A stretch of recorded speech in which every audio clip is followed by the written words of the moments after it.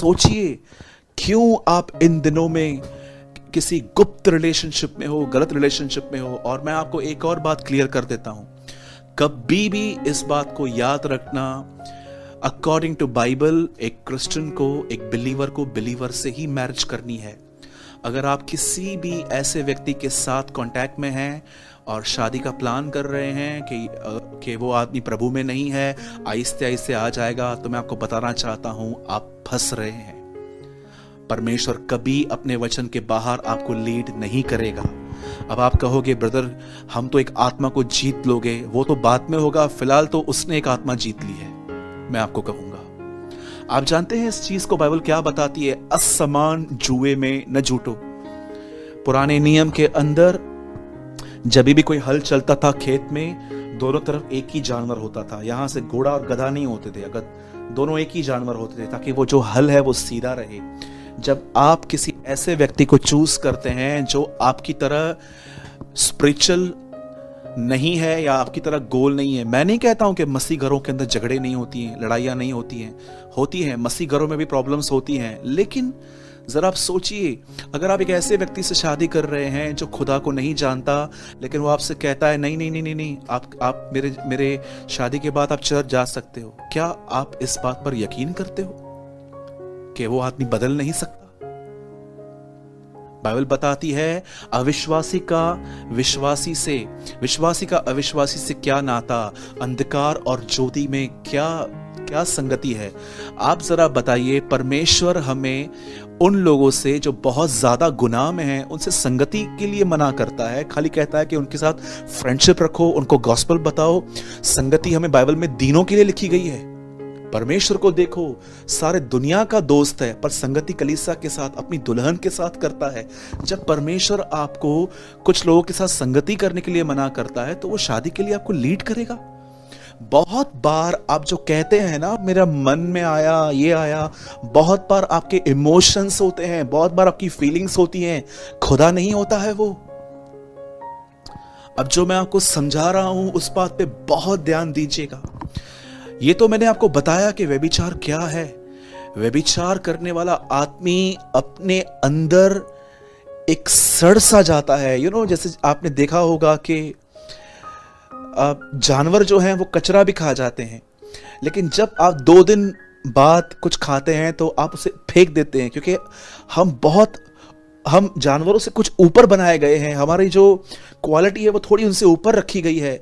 आप जानते हो, जैसे एक गंदा खाना अपने मुंह पे रख के आप फेंक देते हो, उस पे बदबू आती है, वैसे ही व्यभिचार एक ऐसा पाप है जो डे बाय डे आपको, जैसे खाना खराब हो जाता है, वो डे बाय डे आपको स्पिरिचुअली खोखला कर देगा, आपको ड्राई कर देगा और आपको सुखा देगा। और एक दिन ऐसा आएगा, मैं आपको सच कहता हूं, एक दिन ऐसा भी आ सकता है, जो लोग कंटिन्यू इस गुनाहों में चलते रहते हैं, आपको दुष्ट आत्मा पूरी तरह से पजेस कर सकता है। ऐसी हालत हो सकती है कि एक टाइम ऐसा आएगा कि आप परमेश्वर को पुकार ही नहीं पाओगे। परमेश्वर के किसी व्यक्ति की आपको जरूरत पड़ेगी, एक अनॉइंटेड पर्सन आपके ऊपर हाथ रखे, कमेंट करे तो आपको छुटकारा मिल सकता है। कभी कभी इंसान की ऐसी भी हालत हो जाती है। ये मैं नहीं कहता हूं, ये 100 में से 1 की होती है जो कंटिन्यू गुनाह में चलते रहते हैं। लेकिन अगर आपको पता चल रहा है कि मेरे भाई, हाँ जो आप बोल रहे हो मैं इसमें हूं, मैं गलत हूं, मैं निकलना चाहता हूं, तो मैं आपको बताना चाहता हूं आज वे क्या है। जितने भी लोग व्यभिचार में जिंदगी जी रहे हैं, अगर आप बाहर आना चाहते हैं तो आज मैं आपको एक सिंपल बात बता रहा हूं। बाइबल ऐसा बताती है, एक व्यक्ति था, उसका नाम यूसुफ था। आप सभी जानते होंगे कि यूसुफ के भाई उससे जलते थे, क्योंकि यूसुफ ने अपने ड्रीम्स उनसे शेयर किए थे, जिनको उन्होंने इस तरह लिया था कि ये हमें नीचा कर रहा है। और एक दिन ऐसा आया कि यूसुफ को उन्होंने मार मार के एक खड्डे में फेंक दिया, लेकिन उसके एक भाई ने थोड़ा उस पर तरस खाया और कहा कि इसे मत मारो। और यूसुफ, आप सभी जानते हैं, कुछ सिक्कों में बेच दिया गया। बेचने के बाद उसे पोतीपर नामक एक व्यक्ति ने खरीदा, उसे अपने घर में रखा। आप सभी जानते होंगे इस स्टोरी को कि यूसुफ जब उस घर में रहता था, तब पोतीपर की जो पत्नी थी वो उसे बहुत गलत नजर से देखती थी। और एक दिन ऐसा हुआ कि जब उसे पता चला कि अब घर में कोई नहीं है तो उसने यूसुफ को पकड़ा और यूसुफ से कहा कि चल हम सोते हैं, हम पाप करते हैं। पर बाइबल ऐसा बताती है कि यूसुफ भागा। मैं आपसे पूछना चाहता हूं, कितने लोगों ने, मैं आपके स्क्रीन पर मैं एक वर्ड दे रहा हूं, कितने लोगों ने ये वचन पढ़ा है? अगर आप इस वचन को नहीं जानते हैं तो आज आप जान लीजिए, व्यभिचार से बचने का एक बहुत अच्छा रास्ता बाइबल में लिखा गया है। 2 तिमुथियुस उसका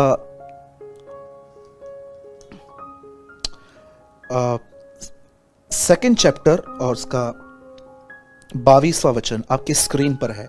जवानी की अभिलाषाओं से भाग। अब बाइबल बताती है यूसुफ को जब उस लेडी ने पकड़ा तब लिखा है यूसुफ भागा। पौलुस जिस समय मिनिस्ट्री कर रहा था उसके पास एक चेला था जो बहुत यंगर था, बहुत जवान था, और पौलुस एक ऐसे व्यक्ति को जो बचपन से पवित्र शास्त्र जानता था, तिमुथियुस यंग पास्टर था। पौलुस उसको ये नहीं कहता है कि व्यभिचार से बचने के लिए दुआएं कर, वो कहता है व्यभिचार से, वासनाओं से भाग। आप जानते होंगे कि इन दिनों में कोरोना वायरस फैला हुआ है। गवर्नमेंट एवरी डे हमें एक चीज कहती है कि सोशल डिस्टेंस रखिए। आप कहां पर भी जाएंगे, शॉप्स पे, अलग अलग जगहों पे, मैं जहां पर रहता हूं बॉम्बे में, वहां पर शॉप्स के बाहर हर 3 या 4 फुट की दूरी पर उन्होंने एक राउंड डाला है कि पहले आप यहां खड़े रहेंगे, जब आगे वाला आगे बढ़ेगा तो आप आगे बढ़ेंगे, सोशल डिस्टेंस।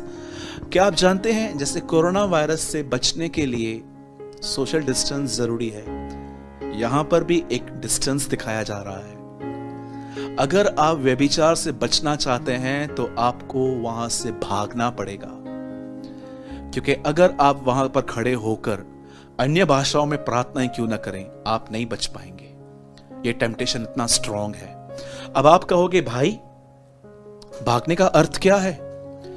देखिए, अगर आप एक लड़का और लड़की हैं, अगर आप रोज रोज रोज बात करते हैं, तो मैं आपको बताना चाहता हूं, भले ही आपने किसी भी संबंध से स्टार्ट क्यों नहीं किया है, एक दिन आपके विचार बदलेंगे और एक दिन आपकी फीलिंग्स एक दूसरे के लिए बदलेंगी। और जानते हैं फिर क्या होगा? फिर गुनाह चालू हो जाएगा। अगर आप रोज बात करते हैं, आप कितनी भी प्रार्थनाएं क्यों ना करो, आपका कोई उत्तर नहीं आएगा।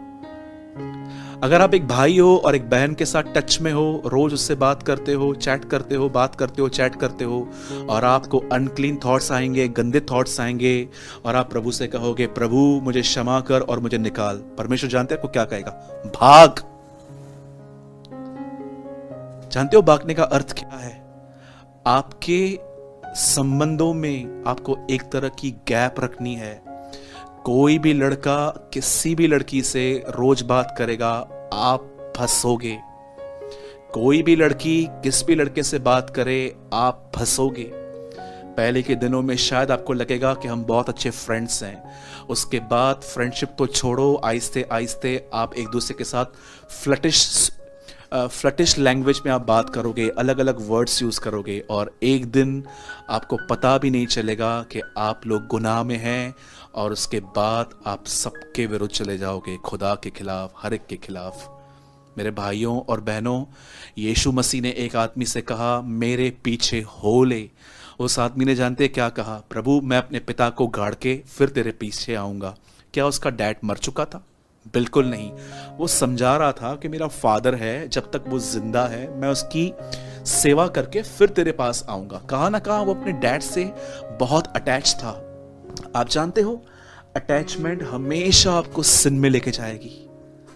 क्यों यीशु मसीह ने शैतान कहा पतरस से, और कहा दूर हो, तू मेरे ठोकर का कारण है, क्योंकि पतरस कहा ना कहा जीसस के साथ अटैचमेंट में आया था, और वो उसको क्रूस पे जाने से पहले रोक रहा था। लव बहुत डिफरेंट है, अटैचमेंट बहुत डिफरेंट है। मुझे समय मिला तो मैं आपके लिए एक वीडियो बनाऊंगा जिसमें मैं आपको लव और अटैचमेंट के बीच में जो डिफरेंस हैं वो मैं बताऊंगा। पर अब मैं आपको जो कहना चाहता हूं, पहली चीज, अगर आप व्यभिचार में हैं, हस्त मैथुन के पाप में हैं, तो मैं आपको बताना चाहता हूं, या आप पॉर्न वीडियोस देखते हैं, सबसे पहले आप ये चेक कीजिए कि क्या आप किसी गलत रिलेशनशिप में तो नहीं आए हो। और अगर आप आए हो तो मैं आपको बताना चाहता हूं, आपको वहां से भागना पड़ेगा। ये खुदावन की तरफ से नहीं है।